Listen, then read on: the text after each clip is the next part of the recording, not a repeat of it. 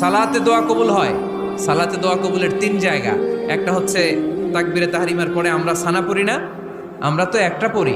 আল্লাহর হাবিব সুন্নাহ এবং নফল নামাজে আরো পড়তেন সানা, ওই দোয়া কবুল হয়। দুই নম্বর জায়গা সালাতে সেজদায় পড়ে দোয়া করলে কবুল হয়।